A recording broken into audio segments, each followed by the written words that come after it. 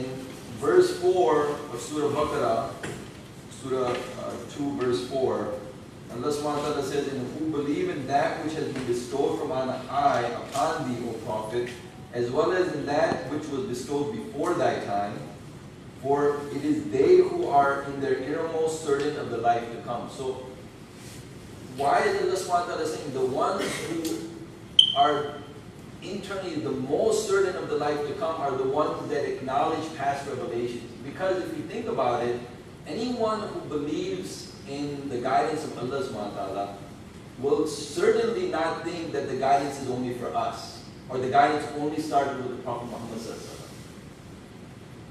Anyone who believes in, whether it's from the story of Adam and Eve, when he said that I will send guidance to you, anyone who believes this will certainly believe, as the Quran says, that I have always been sending messengers and guides to help the people. So that is always, anyone who really believes in Allah subhanahu wa ta'ala logically has to believe that He was always guiding all people at all times. We may not know all the prophets. Certainly that's not the case, but we do know that Allah subhanahu wa ta'ala will have sent guidance to everybody. And that's why in here Allah subhanahu wa ta'ala is saying the ones who acknowledge this are the ones who are most deeply certain of the life to come, because to them they recognize that this has to be a fundamental truth of Islam or any religion, that God is always there to guide all people. So we got 2 more minutes and then we'll start the official program.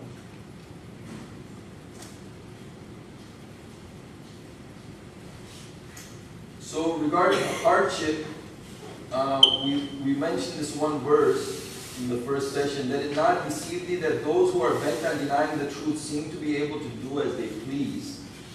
It is but a brief enjoyment, with hell thereafter as their goal, and how vile a resting place. Whereas those who remain conscious of their sustainer shall have gardens through which running waters flow, therein to bide, a ready welcome from Allah subhanahu wa ta'ala.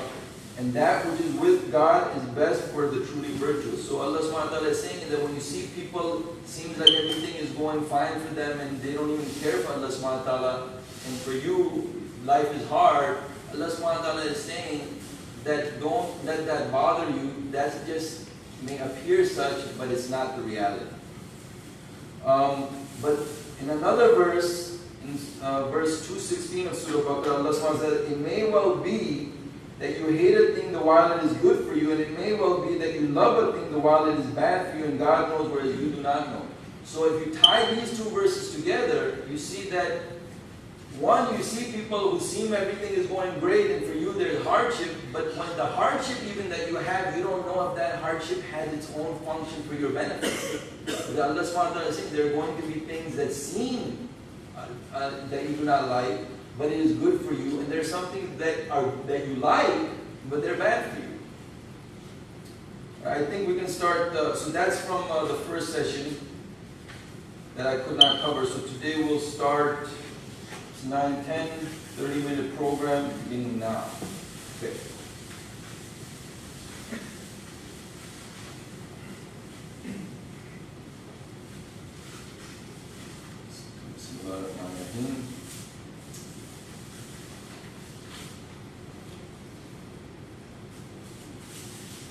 So first, mercy or rahmah.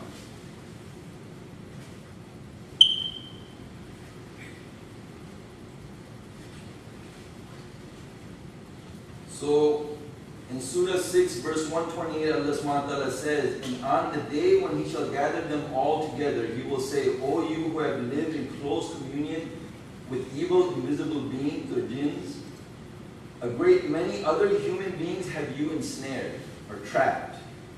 And those of the humans who were close to them will say, O our sustainer, we did enjoy one another's fellowship in life, but now that we have reached the end of our term, the term which thou hast laid down for us, we see the error of our ways. So this is in Yawm al-Qiyamah.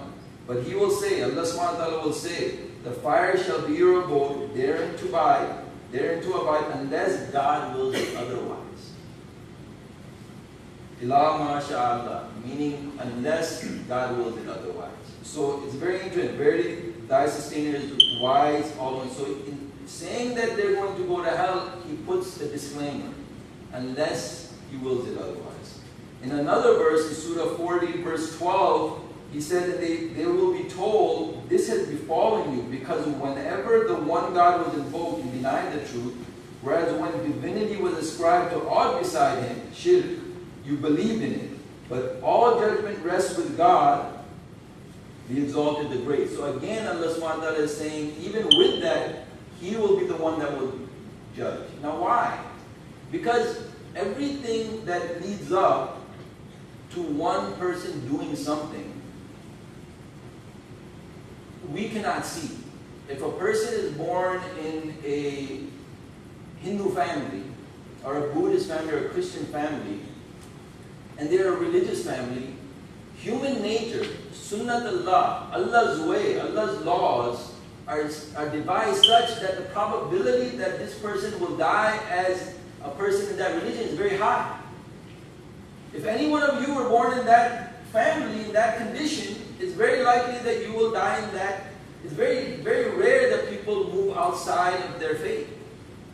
So Allah subhanahu wa ta'ala knows that. And He also knows the kind of influences you have.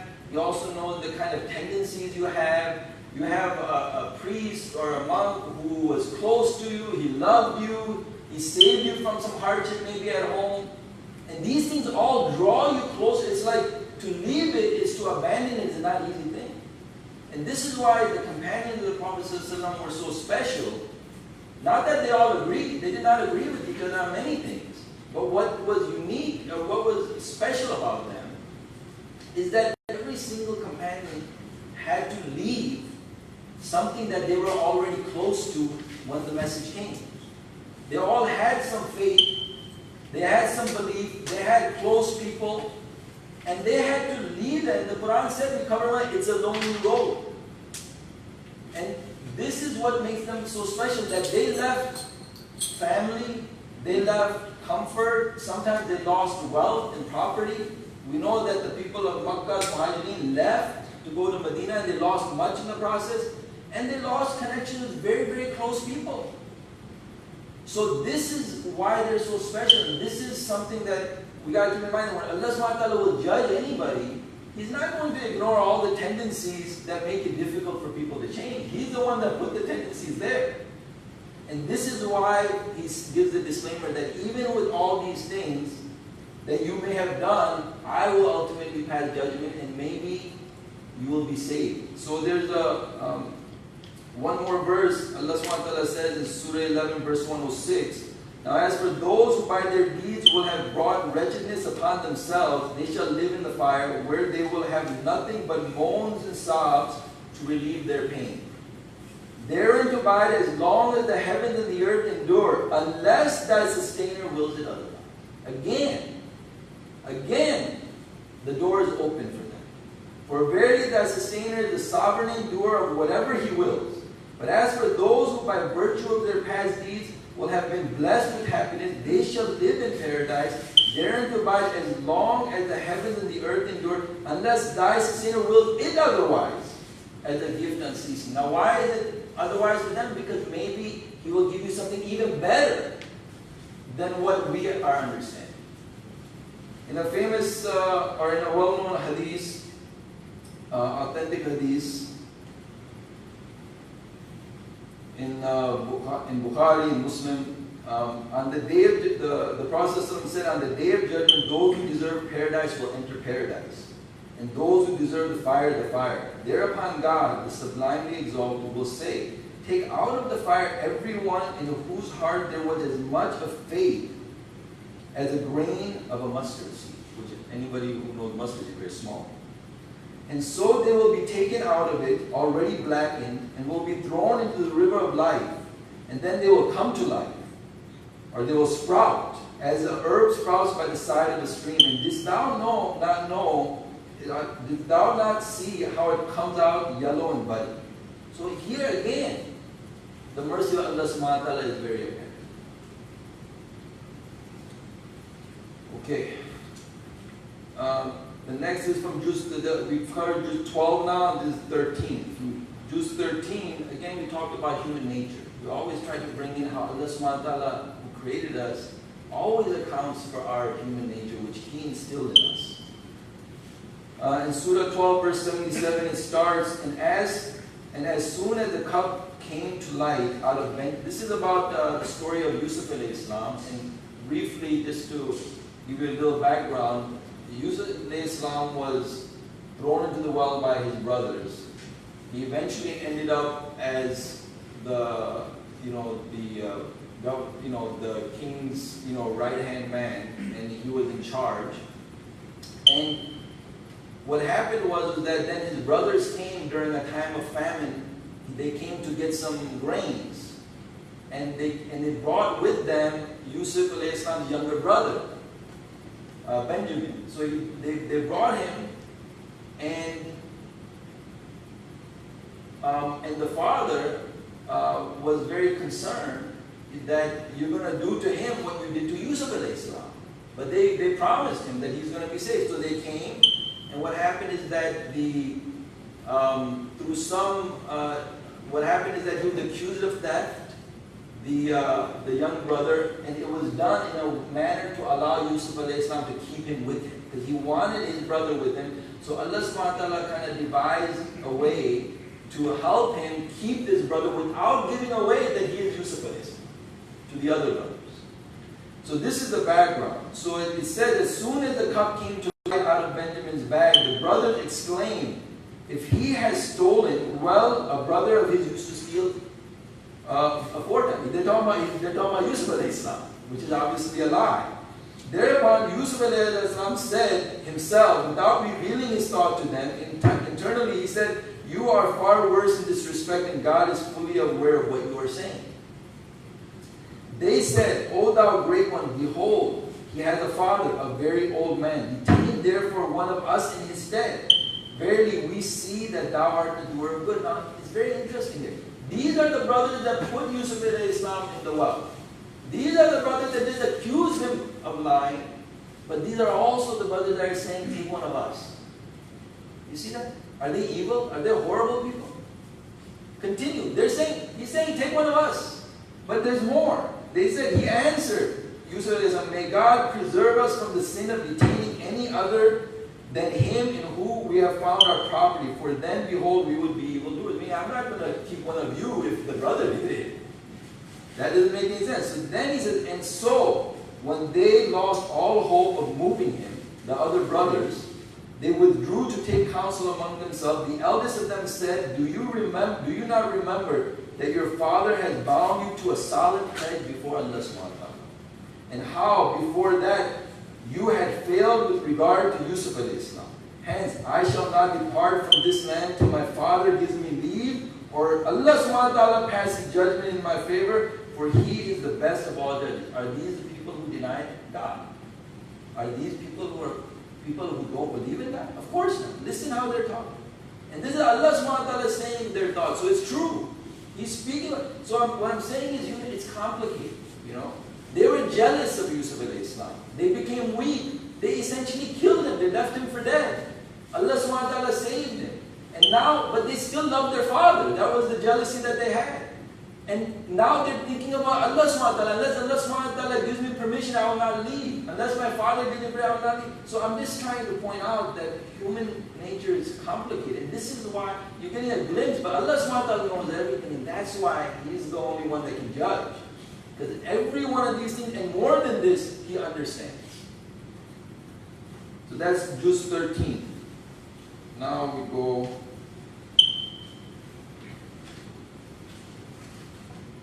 So I wanted to discuss, we have about 20 minutes, finish up something we covered yesterday about asking too many questions. Who was here yesterday? Okay, so I'll just briefly say that Allah subhanahu wa ta'ala says in Surah Ma'idah, verse 101, O you have attained to it, do not ask about matters which, if they were to be made manifest to you in terms of law, might cause you hardship. For if you should ask about them while the Quran is being revealed, they might indeed be made manifest to you as laws. God has absolved you from any obligation in this respect, for God is much forgiving, forbearing. So Allah subhanahu wa ta'ala is saying, don't ask too many questions to the process. And if He tells you to do something, just do it. And the example I gave from the hadith in Bukhari is that Prophet ﷺ was telling people, he was giving a speech and he said, oh people, do the Hajj. And a person in the audience said, oh Rasulullah, should we do it every year? And the Prophet ﷺ remained quiet and ignored him. And he asked twice more. And the Prophet ﷺ then he was upset. He made a face and he was upset. And he said that, and if I said yes, then certainly you would be commanded to do something that you cannot do. So he said, do not ask beyond what I have instructed you. And then the Quran we talked about, where the story of the Yahudi, the Jews were given, where they were asked to slaughter a cow. And instead of just slaughtering a cow, they said, well, what type of cow? And then Allah subhanahu wa ta'ala asked Musa, asked him what type. And he said, well, this type. And they said, well, then what color? And he said, this type. And tell me a little bit more. Well, it shouldn't be plowed on the earth. It should be free of... So, meaning, they could have just slaughtered any cow, and it would have been easy. But instead, they asked questions, and they made the task difficult for themselves. So to continue on that, that's the summary from yesterday. To continue on that, about the idea of asking questions. So, in Surah Ma'idah verse 3, Allah subhanahu wa ta'ala says, today I have perfected your deen for you, your religious law for you, and I have bestowed upon you the full measure of my blessings, and will that self-surrender, al-Islam, unto me shall be your religion. As for him, however, who is driven to what is forbidden by dire necessity, and not by an inclination to sin, behold, God is much forgiving and dispenser of grace. Meaning, if you end up doing something wrong because you're like the Quran says, if you're starving and you eat pork, then that's okay, because you're starving. So this is saying in the general sense, if you're forced to do something wrong, then I'll forgive you for that. So, another verse, in Surah 6 verse 38, Allah subhanahu wa ta'ala says, no single thing have we neglected in our decree. So now, we're talking about don't ask too many questions. We're saying that in the time of the Prophet ﷺ, that I have perfected your religion for you, and I'm also, Allah subhanahu wa ta'ala is also saying that He has not left anything out of this Quran. And then, in Surah 10 verse 59, Allah subhanahu wa ta'ala says, say, have you ever considered all the means of sustenance or risk which God has bestowed upon you from on high, in which you thereupon divide into things halal and haram? He said, I make all this allowed for you, I give you all this guidance, and then now after all of this, you go start making haram and halal. And then it says, do you perchance attribute your own guesswork to God? So, from here I want to talk about what is fatwa. Okay? Fatwa is something that carries a weighty feeling to most Muslims. But in reality, if you understand what fatwa is, it shouldn't. A fatwa, by definition, is an opinion in a situation where the Quran and Sunnah is not clear. Because had the Quran and Sunnah been clear, there is no need for fatwa. You don't need a fatwa that you do not drink alcohol. You don't need a fatwa that you do not eat pork. You do not need a fatwa that says that you should pray salah or that you should give zakat. You don't need fatwa for those things. But when Allah subhanahu wa ta'ala is not clear on something, then many people will investigate and they'll have an opinion. And if there happen to be somebody is ordained as a religious scholar, and we know how many different schools of scholars there are, some will say that it's haram and another one will say it's halal. There's a very famous book, Bidayat al-Mujtahid from Ibn Rushd. There's 2 big volumes full of all the different opinions on every little matter. When it comes to ibadat, or when it comes to muamalat, or the dealings with people. So my point is that when you hear fatwa, just know one thing. You are not obliged to follow a fatwa, because a fatwa is just an opinion. Now if you respect the person and he makes a good case based on the Quran and the Sunnah, you should follow. If you think this is right, you should follow it. But it's not Quran and it's not Sunnah. It is an opinion in a situation which the Quran and Sunnah is not clear. And that's very important. And when the Quran and Sunnah is not clear, Let me ask you this. Do you think that it's not clear on accident? Is that what you think? Yeah, accident? Allah subhanahu wa ta'ala made something vague by accident? Or He made it vague on purpose? And now you see Allah subhanahu wa ta'ala says, don't ask too many questions, because if I make it vague for you, and then you ask all these questions and make it harder for you, then don't do that. Keep it easy for yourself. But now that the Prophet ﷺ has passed away, and now we're asking all the questions, now we are in a very bad situation, because all the answers we will come, if we're going to ask the question, we should have asked when he was there. But now we're asking questions from people who cannot give you an answer. And unfortunately, many of them don't present, oh, the Quran is very vague, or Allah subhanahu there's not much, and this is the end. No, if you say this is haram, they'll say this is haram. That's what they'll say. And now you, with the general principle that maybe in the Quran has become very narrow, and you are none the wiser because nobody told you what the Quran and Sunnah actually says about it. This surah that this verse in Surah Ma'idah was given in the farewell pilgrimage of the Prophet ﷺ. On the 9th of Dhul Hijjah, 81 or 82 days before he passed away, and there was no legal verse in the Quran of any order that came after that day.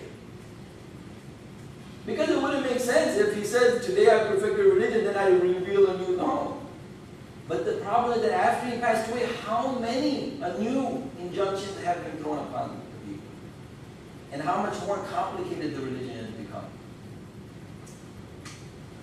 Okay, in Surah 8 verse 22, Allah subhanahu wa ta'ala, this is about using your reason. Allah subhanahu wa ta'ala says, verily the vilest of all creatures, the vilest of all creatures in the sight of Allah subhanahu wa ta'ala are those who are deaf, those dumb ones who do not use their reason. For if God had seen any good in them, He would certainly have made them hear.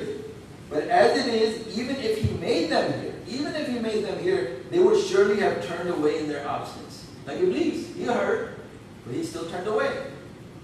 O you who have attained to faith, respond to the call of God and the apostle whenever he calls you unto that which will give you life. And know that God intervenes. Listen to this. Know that God intervenes between man and the desires of his heart. What does it mean that God intervenes between a man and the desires of his heart? Because sometimes your heart wants something, but then you remember Allah subhanahu wa ta'ala, because it's not good. Your heart wants something that's not good. And your brain is the thing that tells you it's not good, but your heart wants it. But what is the thing that keeps your heart from going after it? It's your brain. It's your reason. That's why it's so vile, the one who doesn't use his reason, because then he's like an animal, he just goes with his heart. And that unto him you shall be gathered. And beware of that temptation to evil, which does not befall only those among you who are bent in denying truth. This temptation to evil is not only for the bad people. He says that beware of that. This is an evil which does not befall only those among you who are bent on denying the truth to the exclusion of others, and know that God is severe in retribution.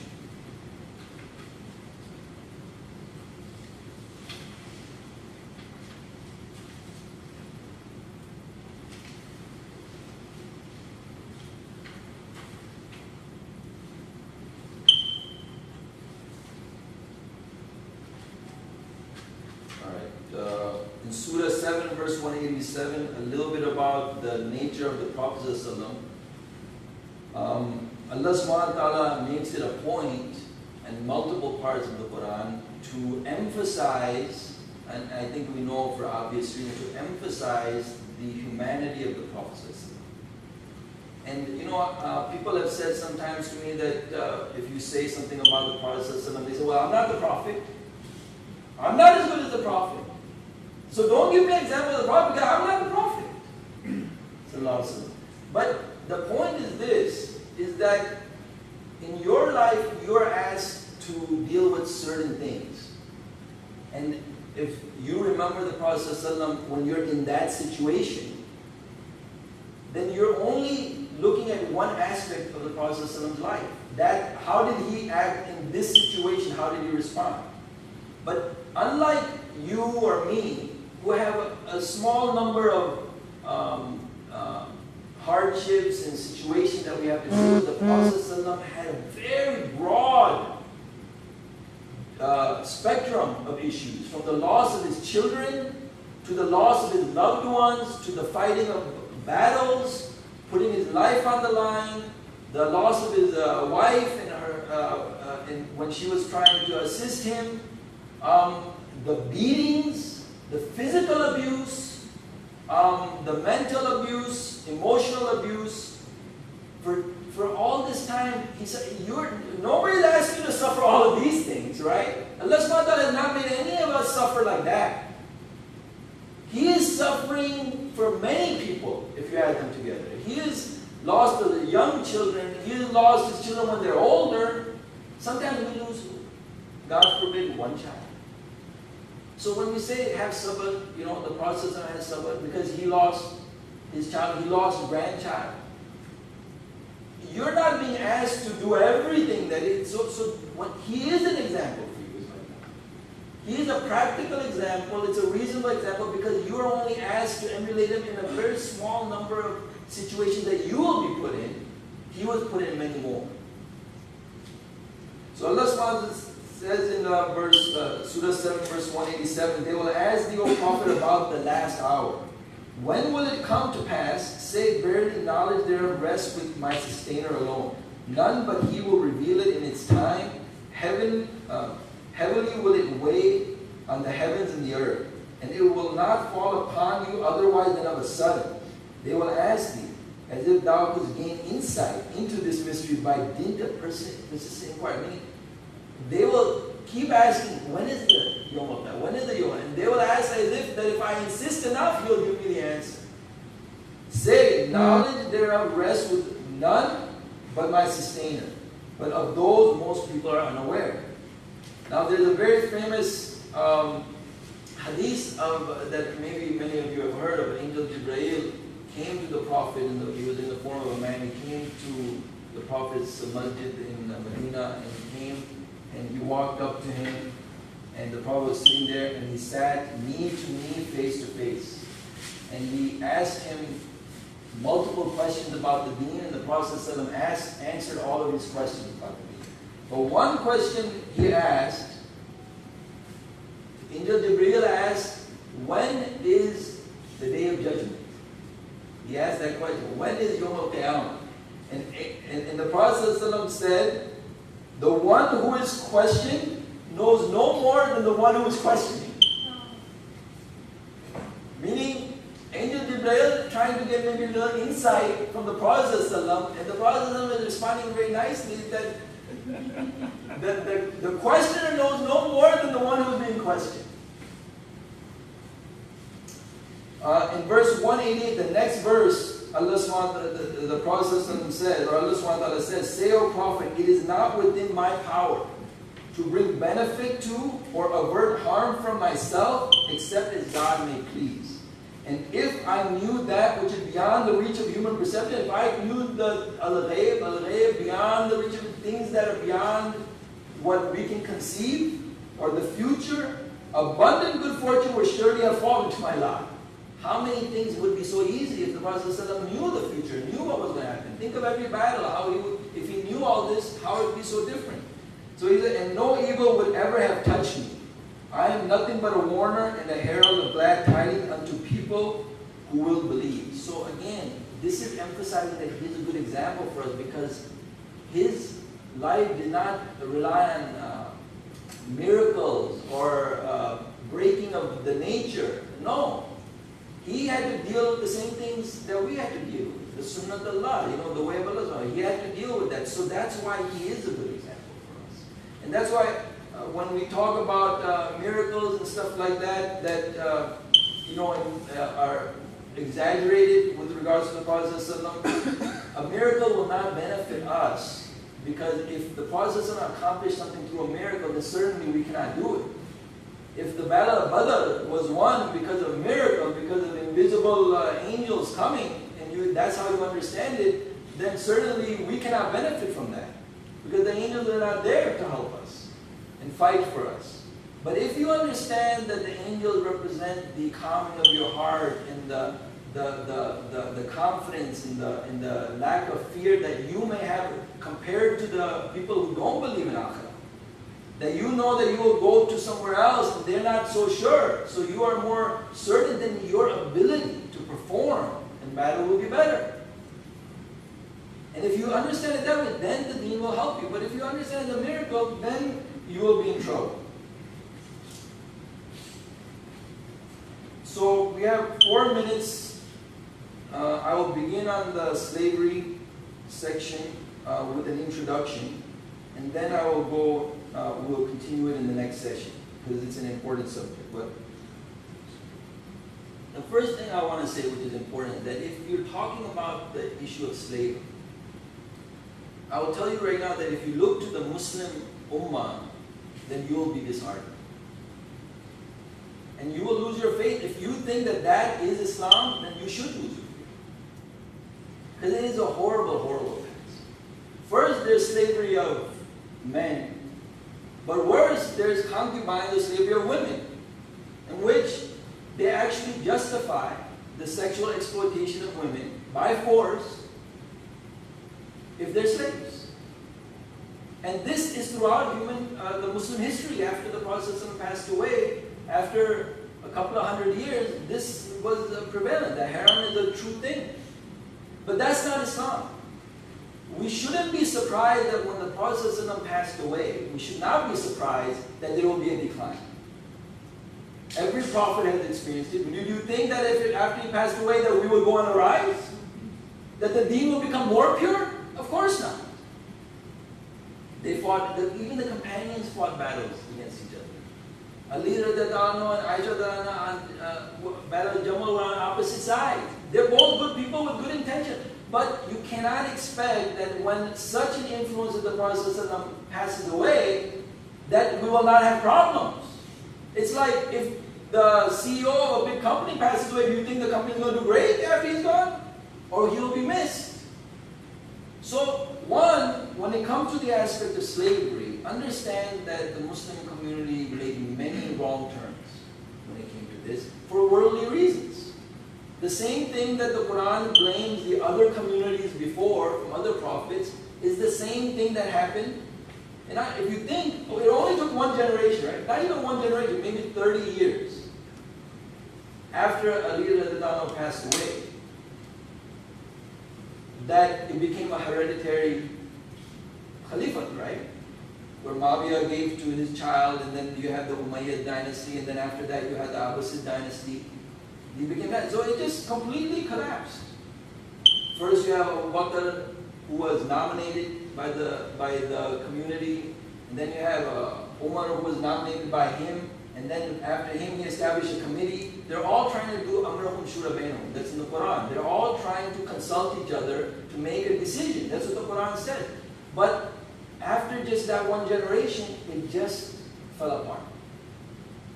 To the point that the son of Asma radiallahu anha, Abdullah ibn Zubair, the son, Asma radiallahu anha is the oldest daughter of Abu Bakr as-Siddiq.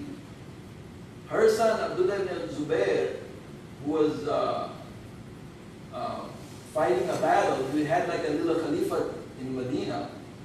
He was in Makkah. He was killed and crucified, and his body was hung up there in Makkah while Asma radiallahu was still alive.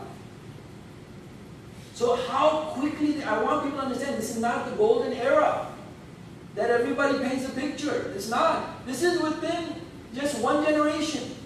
And you can only imagine how it would have gone from there. So if you understand that, then the idea of enslaving people or enslaving women and taking benefit of them and being driven by worldly greed should not surprise you.